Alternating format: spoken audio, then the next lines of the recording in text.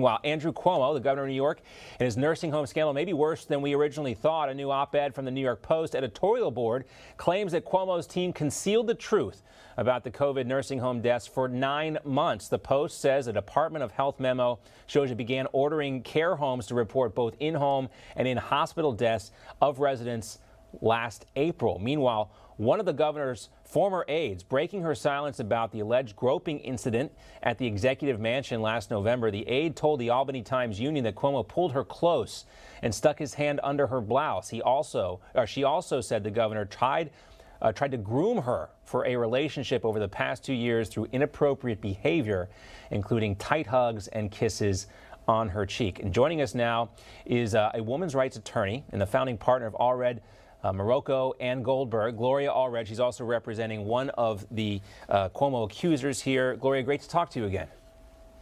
You too, John. Thanks for inviting me. Always, striking to hear this stuff in the accuser's own words. She's speaking to the Albany Times Union here. But this behavior that she is describing, it sounds consistent with the same type of behavior you talked to us about that your client is alleging that she witnessed from Governor Cuomo as well.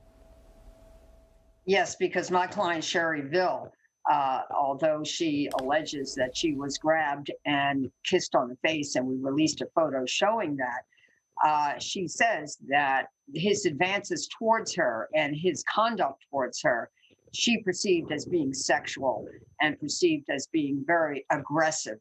And she said she knows the difference between men who are not being sexual with her and men who are, and she saw this as being sexual. But of course, the Albany Times article describes the anonymous accuser as someone who actually was an employee of the state working for Governor Cuomo. So a whole set of laws involving sexual harassment in the workplace are also implicated in what happened there. And this, of course, has to be taken seriously. And we also have to ask, why is the system failing to protect employees in the workplace from sexual harassment?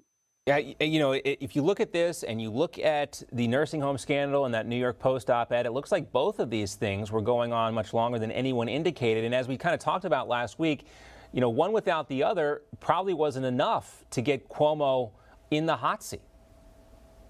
I don't know, but I do think there needs to be a complete, full, fair, and thorough investigation that's taking place. My client did give an interview to the investigators who were appointed by the New York Attorney General's office, and we will see what happens after that.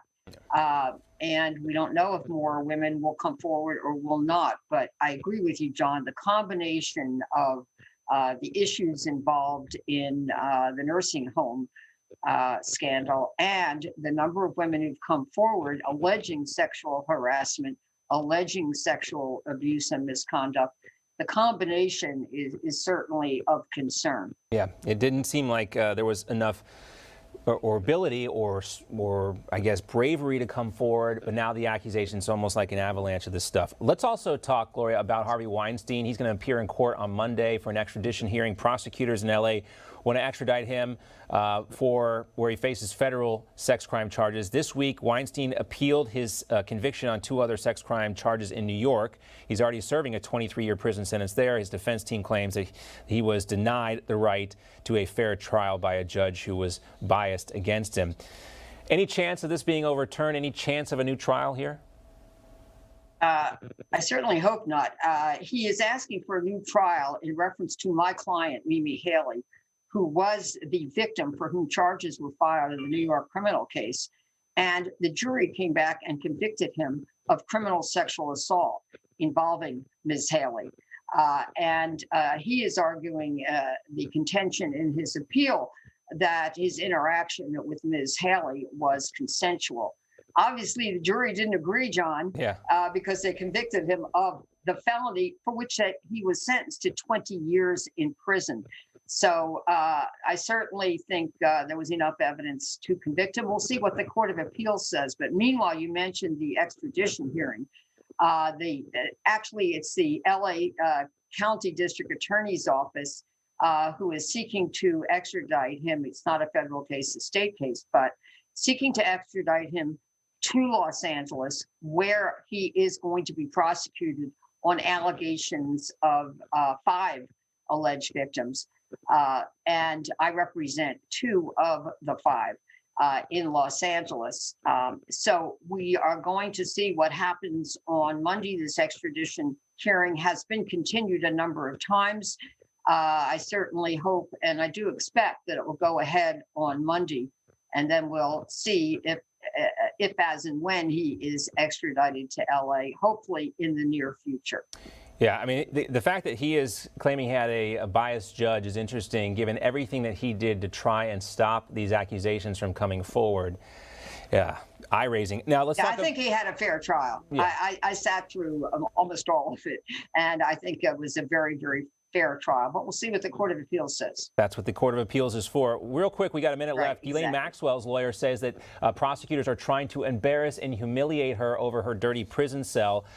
This is going to be another bombshell case. Her trial is set to begin on July 12th. What ultimately do you think happens here with her? I mean, bombshell revelations. Everybody wants to hear from her and what she knows.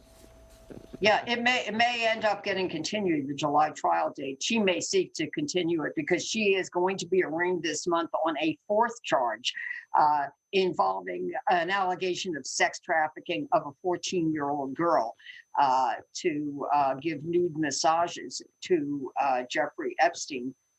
And that's a new charge. That's a serious charge. It may be that her attorneys are going to need more time to prepare to defend her, and therefore seek a continuance and adjournment of the July hearing.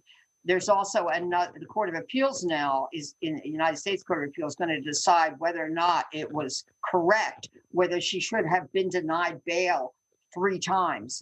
And so her attorneys are going to seek to have her released once again. Whether they will be successful is another situation we're going to have to wait for the outcome. Gloria Allred, great to talk to you again. Thank you so much. You too. Bye, John. Thank you. All right, coming up. Hi, Emma Reckenberg here. If you like this video, there's a whole lot more to see on Newsmax TV. You can watch for free right here on our YouTube live stream and be the first one here each time our experts break down real news.